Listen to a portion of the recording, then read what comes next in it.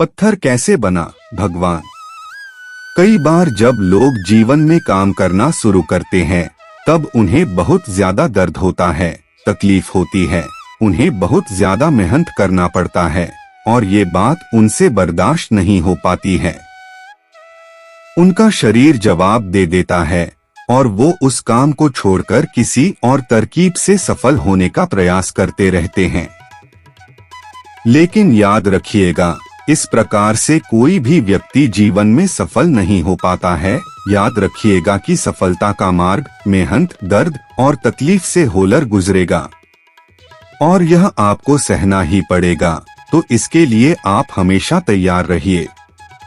तो चलिए इस बात को एक कहानी के माध्यम से समझते हैं। एक बार एक मूर्तिकार अपनी छेनी और हथौड़ी से एक पत्थर को भगवान की मूर्ति का आकार देने का प्रयास कर रहा था। जैसे ही वह छेनी पर अपना हथौड़ा चलाता, वह पत्थर चिल्लाने लगता और कहने लगता कि ये क्या कर रहे हो, मुझे इतना मार क्यों रहे हो, मुझे बहुत दुख हो रहा है, तकलीफ हो रही है, पीड़ा हो रही है, मुझे अपने हाल पर छोड़ दो और यहाँ से चले जाओ। मूर्तिकार ने उस पत्थर से कहा, मुझे बहुत अच्छे से पता है कि तुम्हें बहुत ज्यादा दर्द हो रहा है, तकलीफ हो रही है और तुम बहुत ही ज्यादा पीड़ा में हो, लेकिन यदि आज तुमने इस दर्द को नहीं सहा, इस तकलीफ को नहीं सहा, तो जीवन भर तुम यही इसी प्रकार से पड़े रहोगे। मुझे पता है कि तुम में आगे बढ़ने की अपार संभावना है, तुम एक बहुत अच्छे पत्थर हो, लेकिन यदि तुम इसी प्रकार से रहोगे तो कभी भी आगे नहीं बढ़ पाओगे। इतना कहकर मूर्तिकार औजार उठाए ही थे कि पत्थर फिर से चिल्लाने लगा, गिड़गिड़ाने लगा, विनती करने लगा कि मुझे अपने हाल पर छोड़ दो। मुझे पता है कि जीवन के लिए कौन सी चीज सही है और कौन सी चीज गलत है। मुझे बहुत ज्यादा दर्द हो रहा है, अब मैं इस तकलीफ को बहुत ज्यादा नहीं सह सकता। मैं जिस हाल में हूँ उसी हाल में छोड़कर मुझे तुम यहाँ से चले जाओ। उस मूर्तिकार फिर से उस पत्थर को समझाने की कोशिश की, ज्यादा अधीर मत बनो और अपने सब्र को बनाए रखो, थोड़ी देर और इस दर्द को सहो। यदि इस दर्द को सह लिया तो मैं भगवान की मूर्ति के रूप में तुम्हारी स्थापना करवाऊंगा और फिर दूर दूर से लोग तुम्हारी पूजा करने आएंगे और पंडित और लोग तुम्हारी सेवा करेंगे। लेकिन पत्थर ने उस मूर्तिकार की एक भी बात नहीं मानी, वह चिल्लाता रहा और अपनी बात पर अड़ा रहा। मूर्तिकार ने उस पत्थर को समझाने की बहुत कोशिश की, लेकिन वो पत्थर नहीं माना।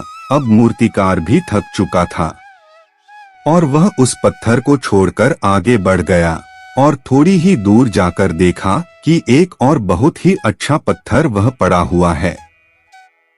उसने छेनी और हथौड़ी उठाई और उस पत्थर को मूर्ति बनाने के लिए वो तैयार हो गया। मूर्तिकार ने छेनी और हथौड़ी का वार दूसरे पत्थर पर जारी रखा। दूसरे पत्थर को भी दर्द हुआ, तकलीफ उसे भी हुई, लेकिन उस पत्थर ने बर्दाश्त कर लिया और देखते ही देखते थोड़ी समय के बाद उस पत्थर ने भगवान की मूर्ति का रूप धारण कर लिया। थोड़ी दिन बाद उस मूर्ति की एक मंदिर में स्थापना हो गई। धीरे धीरे करके लोग वहां पूजा पाठ करने के लिए आने लगे। लोगों की मन्नतें वहां से पूरी होने लगी और वह मंदिर बहुत ही ज्यादा प्रसिद्ध हो गया। अब धीरे धीरे करके दूर दूर के गांव से लोग वहां पूजा पाठ करने के लिए आने लगे। फिर एक दिन और एक पत्थर को उसी मंदिर में लाया गया और उसे एक कोने में रख दिया गया। अब लोग आते और उस पर नारियल फोड़ते। ये कोई और पत्थर नहीं बल्कि वही पत्थर था जिसने दर्द को नहीं सहा था। अब वो पत्थर मन ही मन बहुत ज्यादा पछता रहा था, दुखी हो रहा था और अपने आप से कह रहा था कि काश मैंने उस दिन उस दर्द को, उस तकलीफ को सह लिया होता तो आज लोग मेरी भी पूजा करते। इसलिए आप भी अपने जीवन में हमेशा याद रखिएगा कि जब भी आप अपने करियर की शुरुआत में किसी काम को कर रहे हो, पढ़ाई कर रहे हो या कोई भी काम कर रहे हो, और उसमें आपको दर्द हो रहा है, तकलीफ हो रही है, ज्यादा मेहनत करना पड़ रहा है, तो आप रुकिएगा मत, किसी और रास्ते की शुरुआत मत करिएगा, क्योंकि कोई और रास्ता आपको सफलता नहीं दे सकता है। आपको उस दर्द को, उस तकलीफ को सहना ही होगा, और उस दर्द को, उस तकलीफ को सहकर आप ज्यादा मजबूत बनेंगे, और तभी आप अपने जीवन में आगे बढ़ पाएंगे। और जीवन में हमेशा याद रखिएगा कि आपको पहले पत्थर की तरह नहीं, बल्कि दूसरे पत्थर की तरह बनना है। यदि ये कहानी आपको पसंद आई हो और इससे कोई सीख मिली हो, तो अपने दोस्तों और अन्य लोगों के साथ शेयर जरूर करिएगा। दोस्तों, इस वीडियो में बस इतना ही। मैं आशा करता हूँ कि आप लोगों ने इस वीडियो के माध्यम से बहुत कुछ सीखा होगा। मिलते हैं एक नए वीडियो के साथ, तब तक के लिए अपना ख्याल रखिएगा। वीडियो को अंत तक देखने के लिए आपका बहुत बहुत धन्यवाद। जय श्री कृष्णा।